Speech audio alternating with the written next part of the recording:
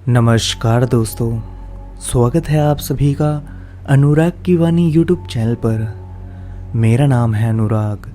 आज मैं आप सभी के लिए लेकर आ गया हूँ एक और सच्ची और डरावनी कहानी। जैसा कि आप सब देख सकते हैं, मेरे 50,000 सब्सक्राइबर्स बस होने ही वाले हैं। सिर्फ 300 सब्सक्राइबर्स ही बाकी हैं। तो मैं उम्मीद करता हूँ कि आप मेरे जल्द से जल्द 50,000 सब्सक्राइबर्स करवा दोगे। तो दोस्तों, आज की कहानी हमें सोफिया ने ईरान से भेजी है। तो अब मैं आपको कहानी सोफिया के पॉइंट ऑफ व्यू से सुनाऊंगा। तो हेडफोन्स लगाइए और इस कहानी को अपनी आंखों के सामने इमेजिन करके सुनिएगा। मेरा नाम सोफिया है और मैं ईरान में साल 2010 से रह रही हूँ और मेरी उम्र 32 साल है। ये बात तब की है जब मेरा वॉलीबॉल का मैच था और यह मैच काफ़ी लेट होने वाला था। जहाँ हमारा मैच होने वाला था वहाँ से मेरा घर सिर्फ 4 किलोमीटर ही दूर था। मैंने अपना वॉलीबॉल का गेम बहुत अच्छे से खेला और साथ ही हमारी टीम जीत भी गई। अब बात आती है घर जाने की, और अब घर जाने में काफ़ी लेट हो गया। अगर समय की बात करें तो उस वक्त रात के 12 बज रहे थे और उस वक्त के हिसाब से किसी के पास भी अपना खुद का व्हीकल नहीं हुआ करता था। तो अब मेरे सारे टीममेट्स घर जाने लगे। फिर तभी मेरे कोच ने मुझसे पूछा, क्या तुम मेरे साथ चलोगी? तो मैंने हाँ में सर हिला दिया और उनके साथ उनकी कार में बैठ गई। मैं आप सभी को बता दूं, मेरे कोच का घर मेरे घर से 2 किलोमीटर पहले था। हम लोगों को निकलते निकलते 12:30 हो गए थे। जब हम दोनों कार से रास्ते में जा रहे थे तो बीच सुनसान रास्ते में एक लाल शर्ट पहने एक आदमी ने हमारी कार को रुकवाया और हमसे लिफ्ट मांगी। तो मेरे कोच ने उस आदमी को लिफ्ट दे दी और फिर वो आदमी कुछ दूर बाद एक पेट्रोल पंप के पास उतर गया। मैं आप सभी को एक और बात बताना चाहती हूँ जो मुझे अपने कोच की बहुत ही ज़्यादा बात बुरी लगी। उन्होंने मुझे मेरे घर ना छोड़कर अपने ही घर मुझे उतार कर बोल दिए कि तुम अब यहाँ से घर चली जाओ, मैं बहुत थक चुका हूँ और मुझे नींद आ रही है, मैं कार नहीं चला पाऊँगा। मुझे गुस्सा तो बहुत आ रहा था कोच के ऊपर, पर मैंने उनसे कुछ नहीं बोला और पैदल ही अपने घर की तरफ निकल गई। रास्ता बहुत ही ज़्यादा सुनसान था और ठंडी ठंडी तेज हवा भी चल रही थी। मुझे पता नहीं क्यों गर्मी के मौसम में रोंगटे खड़े कर देने वाली ठंड लग रही थी, पर मैं बिना रुके ही चलती जा रही थी। फिर कुछ देर बाद तभी मेरे सामने से एक तेज पीली रोशनी आई। मैं देख नहीं पा रही थी वह क्या है, पर वह रोशनी धीरे धीरे मेरे पास आती जा रही थी और जब वह मेरे पास आई तो वह एक कार थी। पर एक चौंकाने वाली बात यह थी कि मुझे उस कार की आवाज़ तक नहीं आई, पर जब वो कार मेरे पास आकर रुकी तो मेरे रोंगटे खड़े हो गए और साथ ही मेरी रूह तक कांप गई और मेरा दिल भी अब बहुत ज़ोर ज़ोर से धड़कने लगा था, क्योंकि मैंने देखा उस कार को चलाने वाला आदमी और कोई नहीं, वही आदमी था जिसे मेरे कोच ने लिफ्ट दी थी। और सोचने वाली बात यह थी कि हमने उस आदमी को बहुत पहले ही उतार दिया था, तो यह सामने से कार लेकर कैसे आ गया, वो भी इतनी जल्दी। उस कार के ड्राइवर ने मुझसे बोला, मैं आपको घर छोड़ दूं? पर मैंने मना कर दिया और ज़ोर से अपने घर की तरफ भागने लगी। मैंने पीछे मुड़कर देखा तो वह कार अभी भी वहीं पीछे रुकी हुई थी। यह देखकर मुझे और डर लगने लगा। फिर मैं और तेज से भागने लगी। तभी मुझे सीधे हाथ पर एक घर दिखाई दिया जिसमें लाइट जल रही थी, तो मैं फौरन उस घर की तरफ भागने लगी। फिर तभी अचानक मेरे कान में एक आवाज़ सुनाई दी, सोफिया, सोफिया, आओ मैं तुमको घर छोड़ देता हूँ, सोफिया। और फिर मैं देखती हूँ सामने से वही कार फिर से आई और उस कार को वही आदमी चला रहा था और उसने फिर से कार मेरे साइड में रोक दी। अब मैं बहुत ही ज़्यादा डर गई थी, पर इस बार मैं बिना रुके उस घर की तरफ भागी और उस घर के गेट की बेल बजाने लगी, पर घर के अंदर से कोई हलचल नहीं हुई। फिर मैं गेट को पीटने लगी और ज़ोर ज़ोर से चिल्लाने लगी, प्लीज़ गेट खोलो, मेरी मदद करो।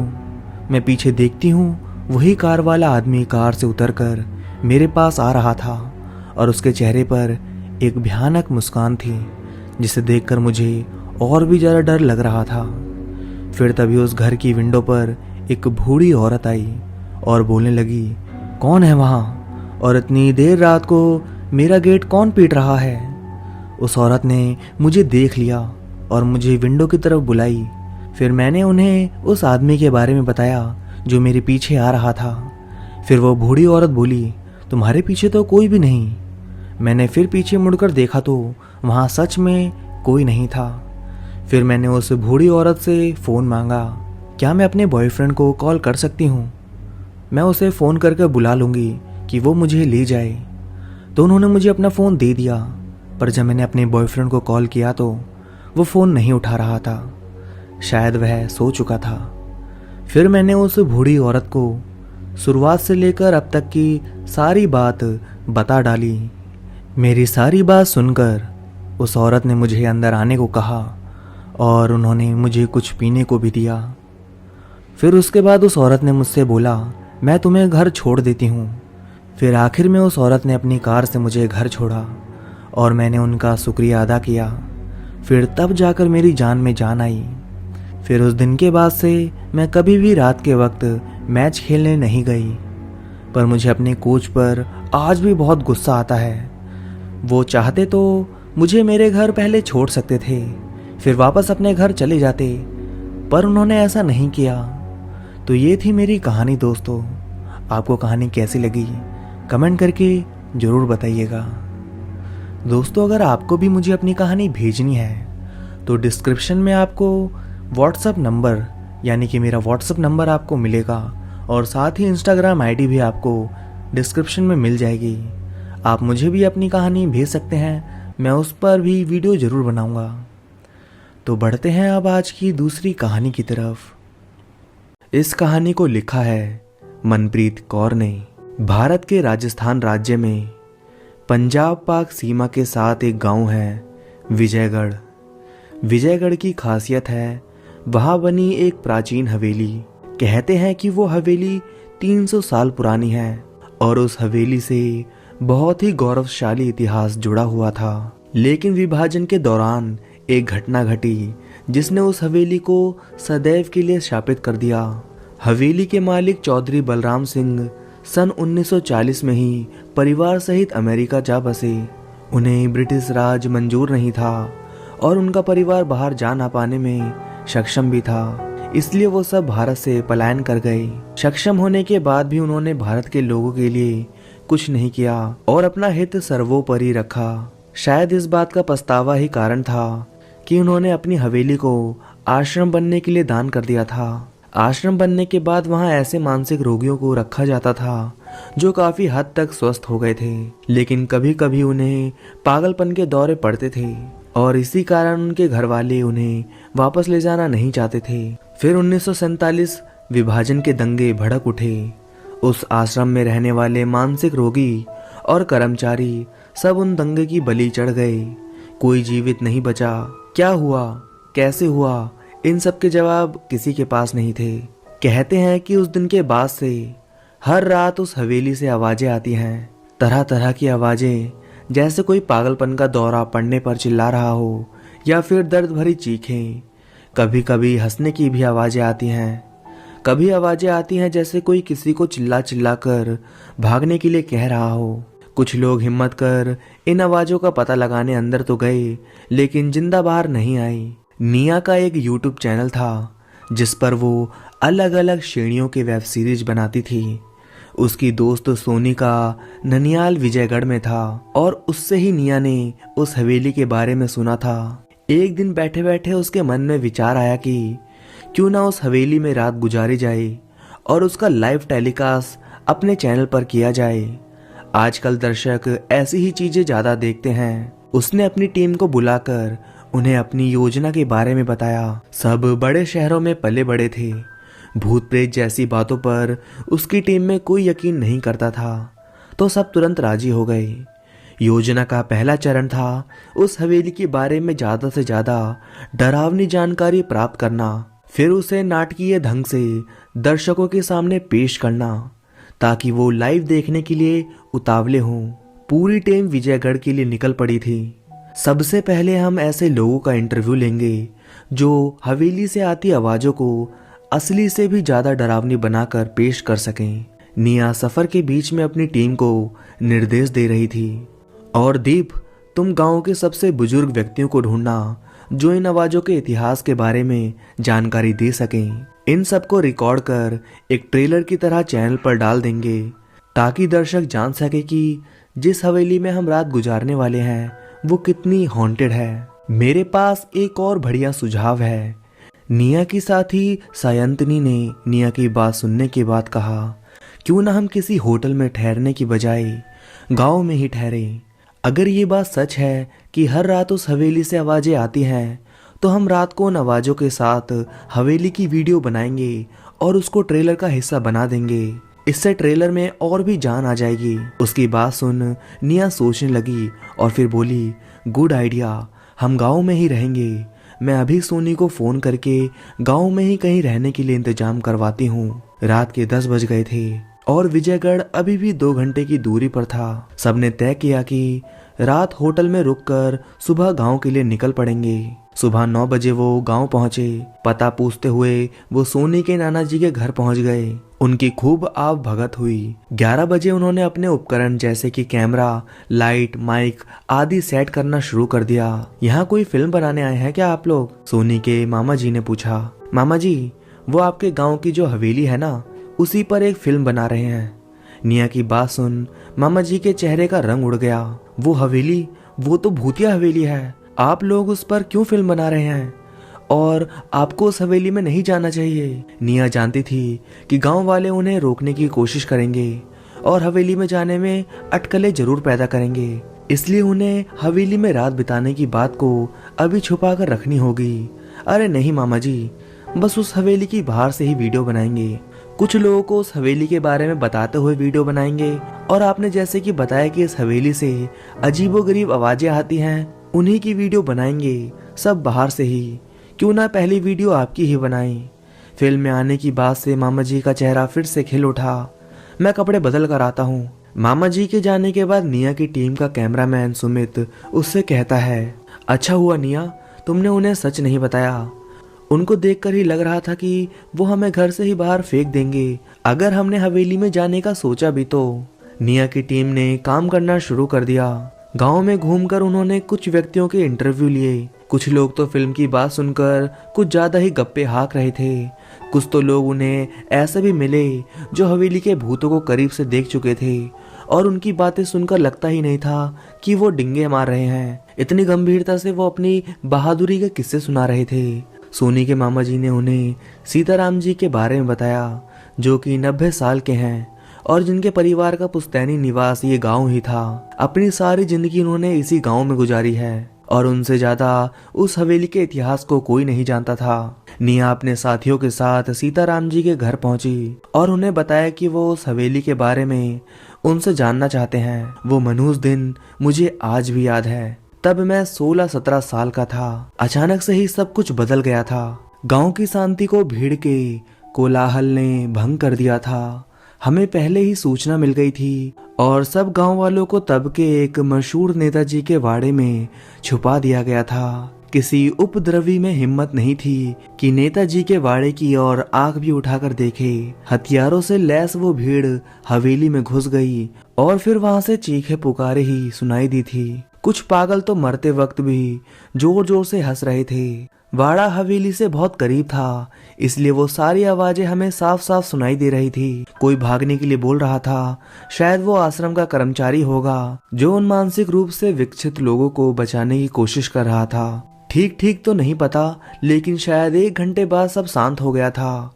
हवेली में रहने वाला कोई व्यक्ति जिंदा नहीं बचा, सबकी लाशें मिली। सीताराम जी ने जब सारी दास्तां बयां की तो उनकी आंखें नम हो चुकी थी। शायद वो उस घटना को बताते बताते उस दौर में पहुंच गए थे। गांव वालों से उन्हें पता चला कि हवेली से आवाजें रात के 12 बजे के बाद सुनाई देती हैं और 1 घंटे तक लगातार आती रहती हैं। निया और उसके साथी 11 बजे हवेली के पास वाले वाड़े के स्थान पर पहुंच गए थे। यहाँ अब खुला मैदान था। कैमरा, माइक और बाकी के उपकरण सेट करके वो इंतजार करने लगे। 12 बजने का ठीक 12 बजे पहली आवाज आई जिसने उन सबके रोंगटे खड़े कर दिए। भागो, भाग जाओ जल्दी से। भागने के लिए कहती इस आवाज ने रात के सन्नाटे को चीर दिया था। निया और उसके साथी एक दूसरे की ओर देखने लगे, शायद निश्चित कर रहे थे कि क्या वो आवाज सभी सुन पा रहे थे। हा हा हा। पहली आवाज के बाद जोर से हंसने की आवाज ने उनके दिल की धड़कनें भी बढ़ा दी थी। आह!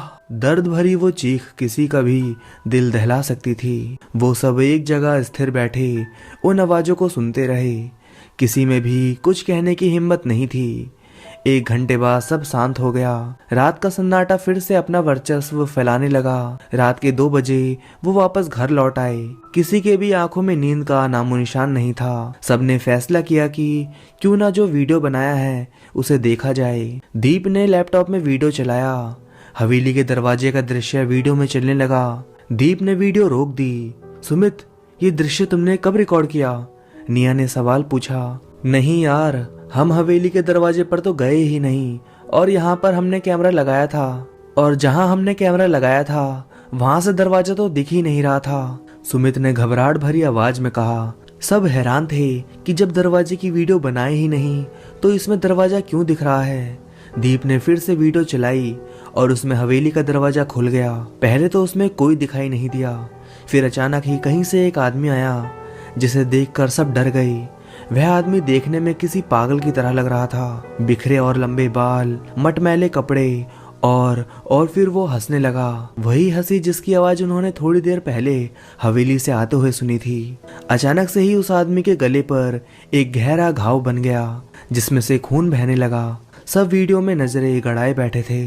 किसी को कुछ नहीं पता था कि यह किसका वीडियो है, इसे किसने बनाया था। वीडियो में दृश्य बदल जाता है और एक आदमी जिसने सफेद पजामा कुर्ता पहना हुआ था चीख चीख कर किसी से भागने के लिए कह रहा था। थोड़ी देर बाद उसका सफेद कुर्ता खून से भर गया और वह आदमी वहीं गिर जाता है। उसके बाद दृश्य फिर बदलता है। चीखते चिल्लाते हुए कुछ लोग इधर उधर भाग रहे थे, लेकिन किससे भाग रहे थे ये वीडियो में नजर ही नहीं आ रहा था। फिर वो सब भी खून से लथपथ हो वहीं गिर पड़े। वीडियो बंद हो गई थी और लैपटॉप की स्क्रीन काली हो गई थी। निया ने दीप से वीडियो दोबारा चलाने के लिए कहा। दीप ने दोबारा वीडियो चलाई तो उसमें हवेली की दूर से रिकॉर्डिंग चल रही थी जो कि उन्होंने बनाई थी। उन्होंने पूरी वीडियो देख ली, उसे फिर से चलाकर देखा, लेकिन वीडियो में हवेली से आती आवाजें नहीं सुनाई दे रही थी। सब एक दूसरे की तरफ हक्के बक्के से देखने लगे। फिर से कोशिश की, आवाज को घटाया बढ़ाया, लेकिन वीडियो में सिर्फ हवेली नजर आ रही थी। देर रात तक निया और उसके साथी पहली वाली वीडियो को ढूंढते रहे, लेकिन उन्हें वो कहीं नहीं मिली। सुबह उठे और हवेली के मुख्य दरवाजे पर जाकर खड़े हो गए। सबने एक दूसरे की ओर देखा और आंखों ही आंखों में रात किए गए फैसले पर सहमति जताई। हवेली में रात गुजारकर लाइव जाने की योजना को रद्द कर दिया गया था। कहीं ना कहीं वो सब रात वाली वीडियो से डर गए थे, लेकिन साथ में उन्होंने यह भी सोचा था कि जो मानसिक रोगी इस हवेली में रहते थे उन्हें उनके परिवारों ने स्वीकार नहीं किया, और जब उन्हें इस आश्रम में एक घर मिला तो उन्हें यहाँ भी जिंदा ना रहने दिया गया। मरने के बाद शायद वो यहाँ रह रहे हैं। उनके घर में घुसपैठ करना यानी कि उनके गुस्से को भड़काने का ही काम करेगा। ये हवेली उनका घर है और वो अपने घर से बाहर आकर किसी को नुकसान नहीं पहुंचाते, तो लोगों को भी उनके घर में नहीं जाना चाहिए। तो दोस्तों, पहली कहानी यहाँ खत्म होती है। दूसरी कहानी शुरू करने से पहले मैं आप सभी को एक बात बता दूं, मेरा दूसरा चैनल है जिसका नाम है कहानीकार। मैंने उस चैनल का लिंक डिस्क्रिप्शन में दे दिया है। आप उस चैनल पर जाकर उस चैनल को सब्सक्राइब कर लो, क्योंकि वहां पर भी बहुत ही डरावनी कहानियां आने वाली हैं। तो चलिए दोस्तों, सुनते हैं आज की दूसरी कहानी। यह कहानी मैंने पहले भी सुना चुका हूँ, पर जब मैंने यह वीडियो अपलोड करी थी उस वक्त इस पर इतने व्यूज नहीं आए थे।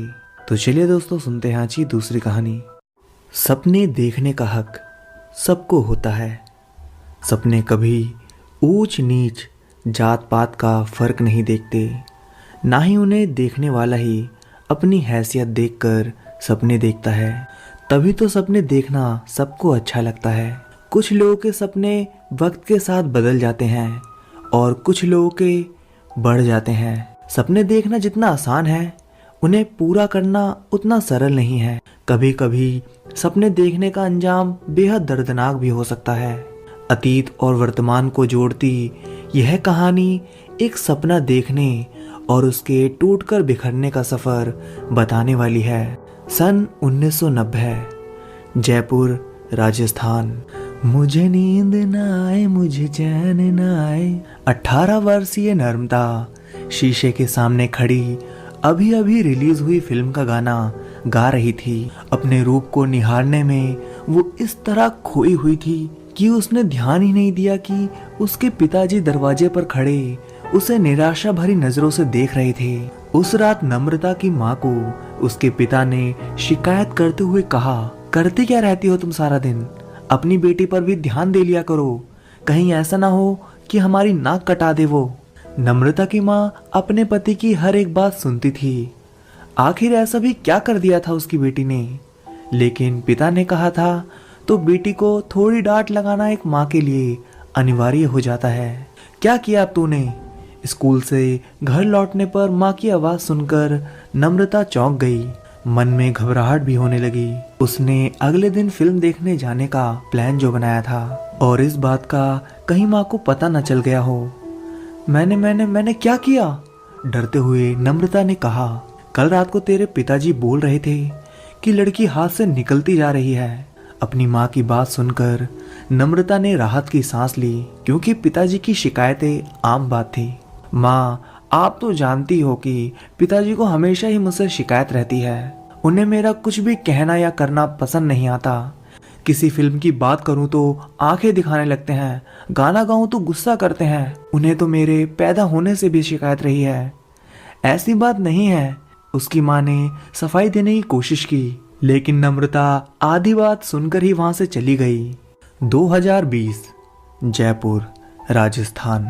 राजशेखर सिनेमा को लोग भूतिया सिनेमा के नाम से जानते हैं। दिन में तो पूरी चहल पहल रहती है, लेकिन पिछले 30 सालों से सिनेमा में रात को कोई फिल्म नहीं लगती। यहाँ तक कि यहाँ रात में कोई रहता भी नहीं है। इसके आसपास का क्षेत्र भी ज्यादा आबादी वाला नहीं है।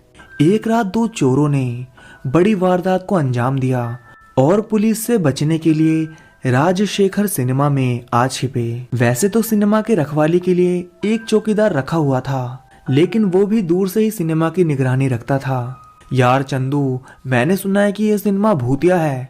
कुछ भूतिया नहीं है, सब अफवाहें हैं, और आज रात पुलिस से बचने के लिए इससे सुरक्षित जगह नहीं हो सकती। दोनों चोर सिनेमा के अंदर लगी कुर्सियों पर बैठ गए।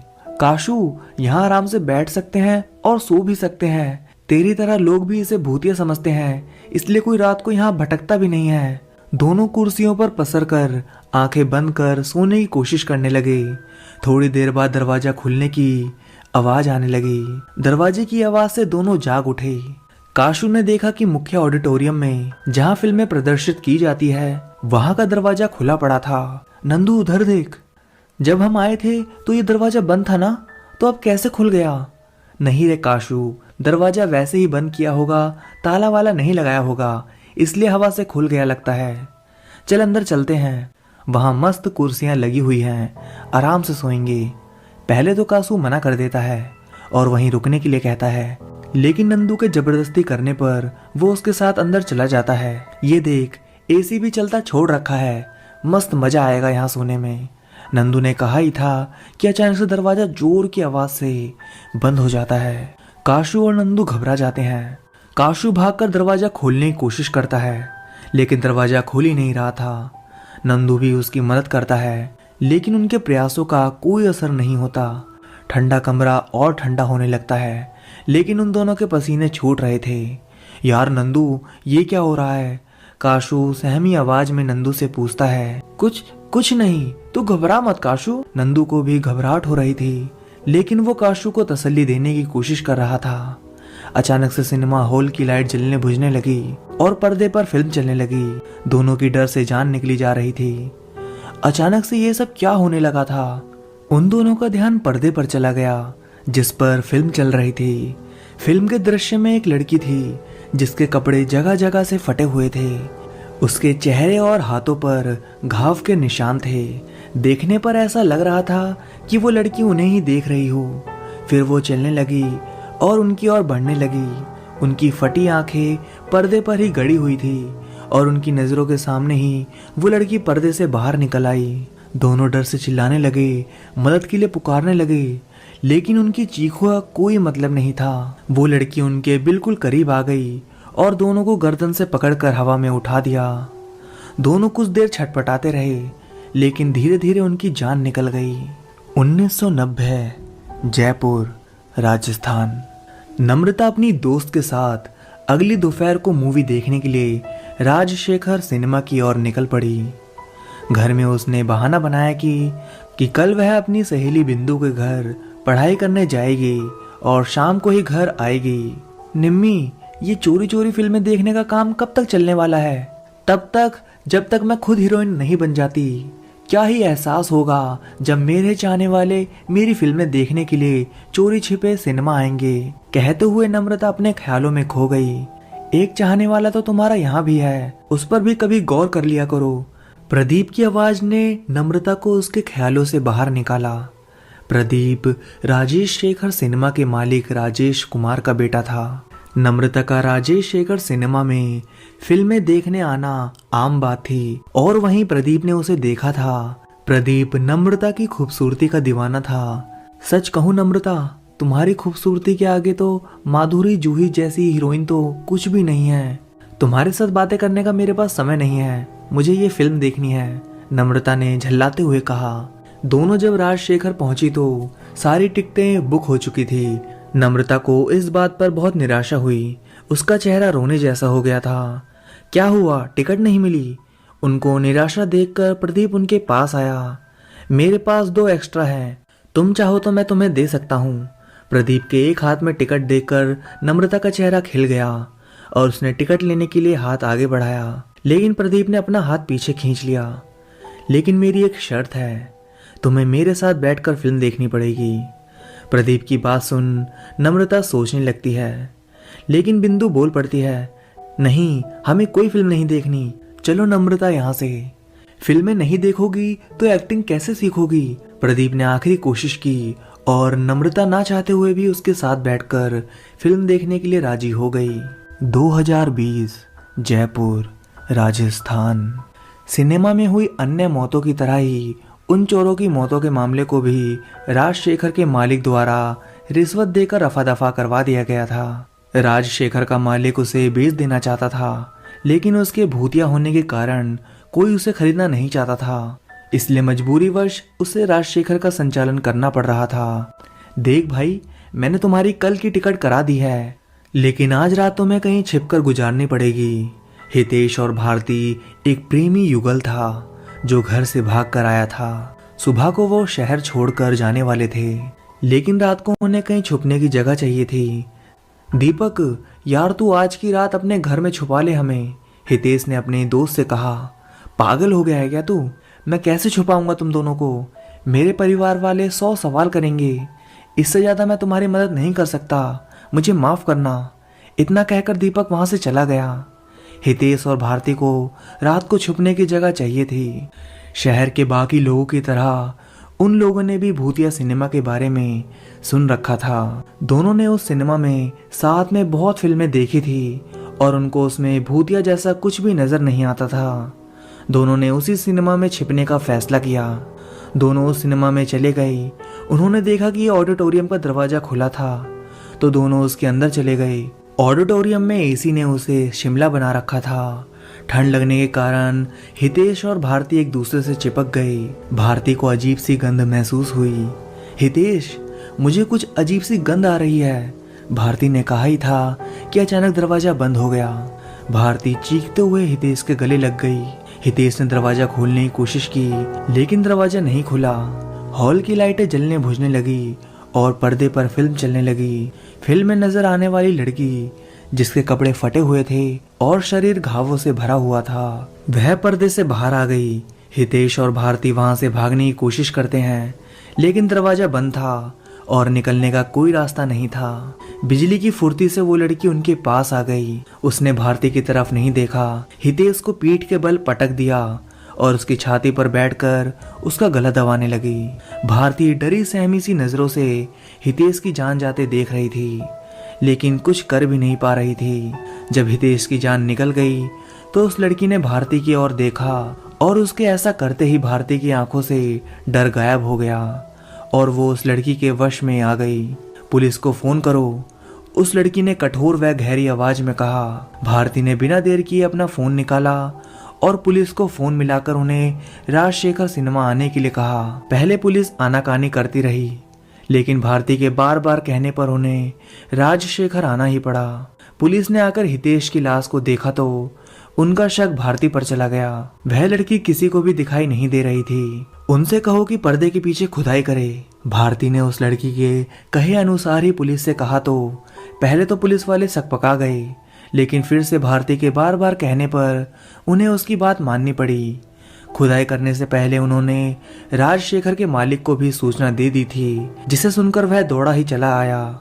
तब तक खुदाई करने वाले मजदूर भी आ गए थे, लेकिन राजशेखर का मालिक खुदाई करने के लिए मना कर रहा था, जिससे पुलिस को शक होने लगा था। मालिक के विरोध के बावजूद पुलिस ने मजदूरों को खुदाई करने का बोल दिया। फर्श को तोड़कर खुदाई की गई तो 2 फीट नीचे दफन कंकाल को देखकर सब चौंक पड़े।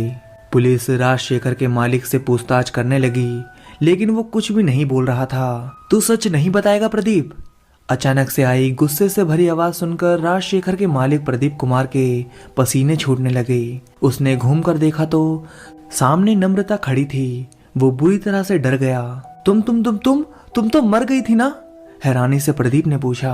पुलिस प्रदीप को सवालिया नजरों से देखने लगी, क्योंकि जो प्रदीप को दिख रहा था वो किसी और को नहीं दिख रहा था। तुमने मारा था मुझे प्रदीप। एक बार फिर लाइट जलने बुझने लगी और पर्दे पर फिल्म चलने लगी, लेकिन इस बार दृश्य कुछ और थे। पर्दे पर चल रहे दृश्य थे 30 साल पहले इसी सिनेमा में घटी एक घटना के। 1990 जयपुर राजस्थान। उस दिन नम्रता ने प्रदीप के साथ बैठकर फिल्म देख तो ली, पर उसके बाद से ही प्रदीप कुछ ज्यादा ही बेकाबू हो गया था।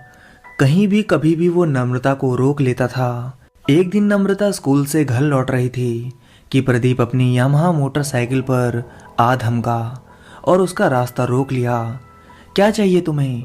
नम्रता ने गुस्से में कहा। अरे गुस्सा क्यों कर रही हो? तुम्हारे फायदे की खबर लाया हूँ। नम्रता वहां से चली जाना चाहती थी, लेकिन उसकी जिज्ञासा ने उसे सवाल पूछने पर मजबूर कर दिया। खबर? कैसी खबर? कल राजशेखर आ जाना, सब पता चल जाएगा। लेकिन कल तो सिनेमा बंद है ना? प्रदीप अपनी बाइक से उतरकर नम्रता के नजदीक आ गया। नम्रता को आज सहज सा महसूस होने लगा था। तभी तो कल बुला रहा हूँ। कल स्पेशल फिल्म की स्क्रीनिंग है। स्क्रीनिंग समझती हो क्या होता है? प्रदीप के सवाल पर नम्रता ने ना में सिर हिला दिया, लेकिन वह जानना चाहती थी कि स्क्रीनिंग क्या होता है। प्रदीप उसे समझाने लगा। जब कोई नई फिल्म बनती है तो उसे रिलीज करने से पहले डायरेक्टर, प्रोड्यूसर, एक्टर वगैरह किसी सिनेमा में बैठकर देखते हैं, और इस बार स्क्रीनिंग हमारे सिनेमा में है। फिल्म के डायरेक्टर, प्रोड्यूसर सब आने वाले हैं कल, और अगर कल तुम भी आ जाओ तो हो सकता है तुम्हें हीरोइन बनने का मौका मिल जाए। प्रदीप का इतना कहना ही था कि नम्रता नए ख्वाब बुनने लगी। उसे हीरोइन बनना था और मौका खुद उसके पास चलकर आया था, वरना वो तो भागकर मुंबई जाने का सोच रही थी। ठीक है, मैं आ जाऊंगी। ठीक है, तो रात को 9 बजे आ जाना। प्रदीप ने जब समय बताया तो नम्रता का चेहरा मुरझा गया। रात को वह कैसे जाएगी? प्रदीप समझ गया था कि नम्रता क्या सोच रही थी। जानता हूं मैं कि रात को आना मुश्किल होगा, लेकिन अगर ये मौका हाथ से निकल गया फिर दोबारा नहीं आएगा। सोच लो, नम्रता यह अवसर नहीं खो सकती थी। उसने प्रदीप से कह दिया कि वो जरूर आएगी। अगले दिन शाम को उसने अपने माता पिता के खाने में नींद की दवाई मिला दी, जिसे खाने के बाद वो गहरी नींद में सो गए। 9 बजने से 10 मिनट पहले नम्रता राजशेखर पहुंच गई थी। उसे प्रदीप बाहर ही मिल गया था। जब वह उसके साथ हॉल में गई तो चौंक गई। पूरा हॉल खाली पड़ा था, वहां कोई भी नहीं था। उसने पलटकर प्रदीप की ओर देखा, जिसने हॉल का दरवाजा बंद कर दिया। नम्रता को प्रदीप के इरादों का भान हो गया था, लेकिन तब तक बहुत देर हो चुकी थी। नम्रता ने खुद को बचाने की बहुत कोशिश की, लेकिन वो प्रदीप के हाथों अपना बलात्कार होने से नहीं बचा पाई। प्रदीप उसके साथ जबरदस्ती कर रहा था। तब नम्रता जोर से गिर पड़ी, जिससे उसका सिर फट गया और खून बहने लगा। फिर भी प्रदीप उसे नोचता रहा। आधी रात के बाद प्रदीप ने देखा कि नम्रता मर चुकी थी। वह घबरा गया। सिनेमा में पर्दे के पीछे कच्ची जगह थी। प्रदीप ने वहां गड्ढा खोदकर नम्रता की लाश को दफना दिया।